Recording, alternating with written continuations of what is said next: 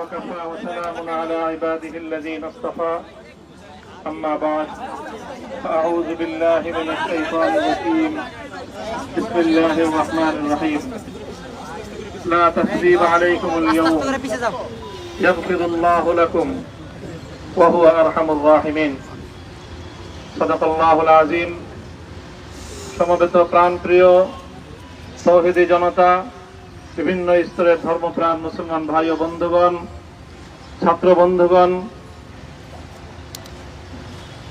এবং প্রিয় এলাকাবাসী, আল্লাহ পাক রব্বুল আলামিনের শুকরিয়া আদায় করি। আল্লাহর দ্বীনের কথা বলার অপরাধে, আল্লাহর দ্বীনের বিজয়ের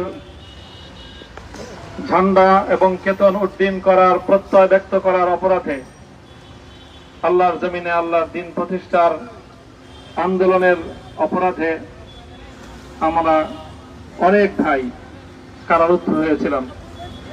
পর্যায়ক্রমে সকলেই আলহামদুলিল্লাহ জিন্দানখানার লৌহ প্রাচীর ভেদ করে মুক্ত জীবনে ফিরে এসেছেন।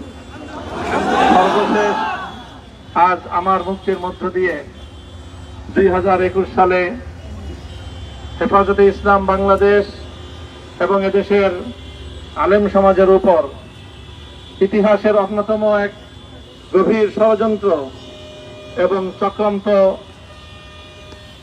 নির্যাতনের যে শৃঙ্খলার পরিচালনা করা হয়েছিল, তার আজকে একটি প্রাথমিক অধ্যায়ের পরিসমাপ্তি ঘটল। আমরা স্পষ্ট ভাষায় বলতে চাই, আমাদের উপর জুলুম করা হয়েছে,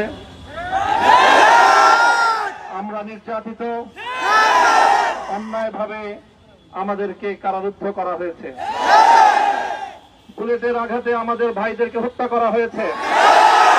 আমরা যখন আমাদের সন্তানদের